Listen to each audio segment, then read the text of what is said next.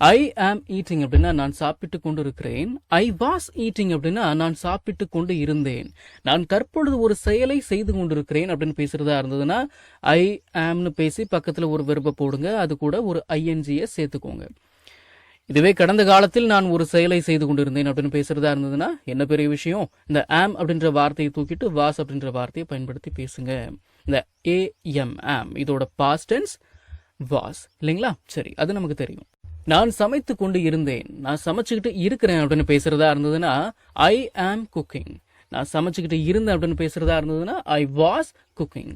நான் துணி துவைச்சிட்டு இருந்தேன் அப்படின்னு பேசணும். எப்படிங்க பேசலாம்? ஐ வாஸ் வாஷிங் clothes அப்படின்னு பேசலாம். I was washing clothes. நான் துணி துவைச்சிட்டு இருந்தேன். நான் அவளிடம் பேசிக்கொண்டு இருந்தேன். இந்த பேசுறதுக்கு என்னங்க இங்கிலீஷ்ல? ஸ்பீக் அப்படின்னா பேசு. அது கூட ஒரு ஐஎன்ஜியை சேர்த்துக்கோங்க. I was speaking. யார்கிட்ட? அவளிடம், டு ஹர். இப்போ உதாரணத்துக்கு ஒரு பேரை சொல்லி, இப்போ தேன்மொழி அப்படின்னு உங்களுக்கு ஒரு ஃப்ரெண்ட் இருக்கிறாங்க. நான் தேன்மொழி கிட்ட பேசிட்டு இருந்தேன் அப்படின்னு சொல்லணும். எப்படி பேசலாம்? பேசிக்கிட்டு இருந்தேன் அப்படின்னா ஐ வாஸ் ஸ்பீக்கிங். தேன்மொழி கிட்ட அப்படின்னா ஒண்ணுமே இல்லை, இந்த ஹர் அப்படின்ற வார்த்தையை தூக்கிட்டு தேன்மொழி அப்படின்ற வார்த்தையை சேர்த்துக்கோங்க. டு தேன்மொழி அப்படின்னா தேன்மொழி கிட்ட, தேன்மொழியிடம். டு ஹர் அப்படின்னா அவளிடம்.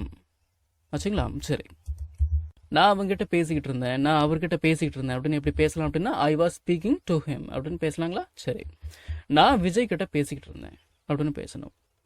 I was speaking to Vijay அப்படிங்கிறீங்க. சரி, I was speaking to Vijay அப்படின்னா நான் விஜய் கிட்ட பேசிக்கிட்டு இருந்தேன். உன்னை தான் நினச்சிட்டு இருந்தேன், உன்னை பற்றி தான் நினச்சிட்டு இருந்தேன். எவ்வளவு பெரிய பொய் இது! நீங்களும் இந்த பொய்யை சொல்லுங்க, பேசுங்க இந்த மாதிரி. I was thinking about you அப்படின்னா உன்னை பற்றி தான் நினச்சிட்டு இருந்தேன், உன்னை தான் நினச்சிட்டு இருந்தேன். வீடு க்ளீன் பண்ணிட்டு இருந்தேன், வீடு சுத்தம் பண்ணிட்டு இருந்தேன், வீட்டை சுத்தம் பண்ணிட்டு இருந்தேன், வீட்டை க்ளீன் பண்ணிட்டு இருந்தேன். எப்படி பேசலாம்? இந்த க்ளீன் அப்படின்னா என்னங்க அர்த்தம்? சுத்தம் பண்ணு அப்படின்னு அர்த்தம். அதுவே ஒரு வெர்பு தான். அப்போ என்ன பண்ணிக்கணும்? அது கூட ஒரு ஐஎன்ஜியை சேர்த்துக்கணும். I was cleaning the house அப்படின்னா நான் வீட்டை சுத்தம் பண்ணிட்டு இருந்தேன், க்ளீன் பண்ணிட்டு இருந்தேன். I was only joking. இந்த வாக்கியத்துக்கு என்னங்க தமிழ் அர்த்தம்? ஐ வாஸ் ஒன்லி ஜோக்கிங் அப்படின்னா நான் சும்மா விளையாட்டுக்கு தான் சொன்னேன் அப்படின்னு அர்த்தம். இப்போ இந்த இங்கிலீஷ் வாக்கியத்தை அப்படியே தமிழில் டிரான்ஸ்லேட் பண்ணோம் அப்படின்னா நான் சும்மா ஜோக் அடிச்சிட்டு இருந்தேன் அப்படின்னு அர்த்தம். நான் சும்மா ஜோக் பண்ணிட்டு இருந்தேன் அப்படின்னு அர்த்தம். ஆனால் நம்ம தமிழுக்கு ஏற்ற மாதிரி அர்த்தம் சொல்லணும் அப்படின்னா நான் சும்மா விளையாட்டுக்கு தான் சொன்னேன், நீ சீரியஸாக எடுத்துக்காத, நீ சீரியஸாக எடுத்துக்காத அப்படின்னு பேசணும். நான் சும்மா விளையாட்டுக்கு தான் சொன்னேன், நீ சீரியஸாக எடுத்துக்காத. Hey I was only joking, don't take it seriously. நான் சும்மா விளையாட்டுக்கு தான் சொன்னேன், அது சீரியஸாக எடுத்துக்காத அப்படின்னு அர்த்தங்களா? சரி, இப்போ இதை வேற விதமாக எப்படி பேசலாம் அப்படின்னா ஐ வாஸ் ஜஸ்ட் கிட்டிங் அப்படின்னு கூட பேசிக்கலாம். I was just kidding, don't take it seriously. இல்லை இப்படி கூட பேசிக்கலாம். ஐ was only kidding, don't take it seriously. I was only joking, I was only kidding, I was just kidding. எப்படி வேணா பேசிக்கோங்க, எல்லாத்துக்கும் ஒரே அர்த்தம் தான். சும்மா விளையாட்டுக்கு தான் சொன்னேன் அப்படின்னு அர்த்தம்.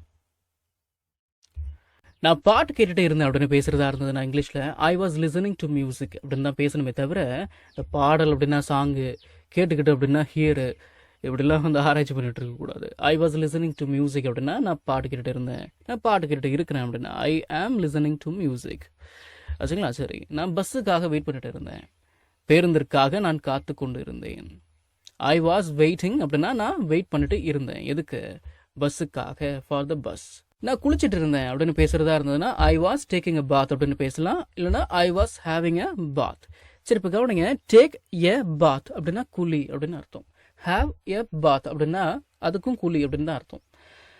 அப்போ ஐ வாஸ் டேக்கிங் அ பாத் அப்படின்னா நான் குளிச்சுட்டு இருந்தேன். ஐ வாஸ் ஹேவிங் அ பாத் அப்படின்னா அதுக்கும் அதே தான் அர்த்தம்.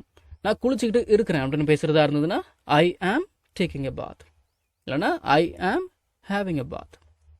ஆச்சுங்களா? நான் தூங்கிக்கிட்டு இருந்தேன். I was sleeping. நான் டீ குடிச்சிட்டு இருந்தேன். I was drinking tea. Drink அப்படிங்கிறது வெர்பு, அது கூட ஐஎன்ஜி சேர்த்துக்கணும். சரிங்களா? ஸ்லீப் அப்படின்றது வெர்பு, அது கூட ஐஎன்ஜியை சேர்த்துக்கிறோம். ஐ வாஸ் ஸ்லீப்பிங், நான் தூங்கிட்டு இருந்தேன். ஐ வாஸ் ட்ரிங்கிங் டீ, நான் டீ குடிச்சிட்டு இருந்தேன். ஐ ஆம் ட்ரிங்கிங் டீ அப்படின்னா நான் டீ குடிச்சிக்கிட்டு இருக்கிறேன்.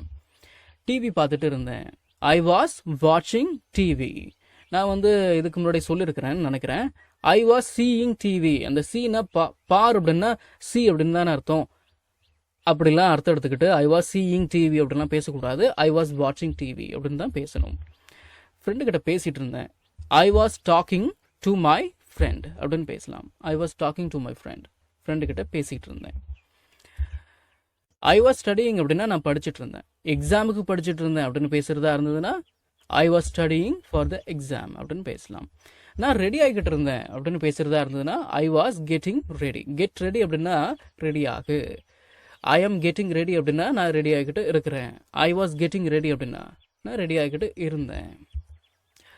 அம்மாவிடம் பேசிக்கொண்டு இருந்தேன், நான் எங்கள் அம்மா கிட்ட பேசிக்கிட்டு இருந்தேன் அப்படின்னு பேசுகிறதா இருந்ததுன்னா I was talking to my mom அப்படின்னு பேசலாம். சரி, இப்போ கவனிங்க. நான் படிச்சுட்டு இருந்தேன் அப்படின்னா ஐ வாஸ் ஸ்டடியிங். அவன் படிச்சுட்டு இருந்தான், அவர் படிச்சுட்டு இருந்தாரு அப்படின்னு பேசுகிறதா இருந்ததுன்னா ஹீ வாஸ் ஸ்டடியிங். அவள் படிச்சுட்டு இருந்தா அப்படின்னு பேசுகிறதா இருந்ததுன்னா ஷீ வாஸ் ஸ்டடியிங். அது படிச்சுட்டு இருந்தது அப்படின்னு பேசுகிறதா இருந்ததுன்னா இட் வாஸ் ஸ்டடியிங் அப்படின்னு தான் பேசணும். இந்த இட் வாஸ் ஸ்டடியிங் அப்படின்றத நம்ம எங்கேயுமே பேச போகிறது கிடையாது. இருந்தாலும் சும்மா உங்களுக்கு புரியணுங்கிறதுக்காக இதை கொடுத்து வச்சிருக்கிறேன், அவ்வளோதான். வாக்கியத்தை இப்படி தான் அமைச்சு பேசணும், தெரிஞ்சு வச்சுக்கோங்க. நம்ம தமிழ்ல பேசக்கூடிய அன்றாட வாக்கியங்களை இங்கிலீஷ்ல இப்படி பேசலாம்னு சொல்லி ஒரு 1000க்கும் மேற்பட்ட ஆங்கில வாக்கியங்களை தமிழ்ல மொழிபெயர்த்து ஒரு 5 PDF நான் ரெடி பண்ணி வச்சிருக்கேங்க.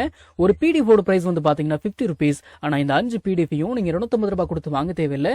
ஜஸ்ட் 199 rupees பே பண்ணி நீங்க வாங்கிக்கலாம். இந்த PDFஸ்ல இருக்கக்கூடிய 1000 வாக்கியங்களும் பேசக்கூடிய வாக்கியங்கள் தானே தவிர இந்த சென்டென்ஸ் கொடுத்து வச்சிருக்காங்களே இதை நான் எங்க பேச போறேன் அப்படின்ற ஃபீலே உங்களுக்கு வராது. இதை நீங்க PDF ஃபார்மேட்ல வாங்கிக்கிறதால உங்களுடைய ஃப்ரீ டைம்ல PDF ஓபன் பண்ணி போன்லயே லேர்ன் பண்ணிக்கலாம். நீங்க பணம் அனுப்பின உடனே வாட்ஸ்அப் மூலமா உங்களுக்கு 5 PDFையும் அனுப்பிடுவேன். So what are you guys waiting for? ஸ்கிரீன்ல தெரியுற நம்பருக்கு இப்பவே வாட்ஸ்அப் பண்ணுங்க, இல்லனா கால் பண்ணுங்க.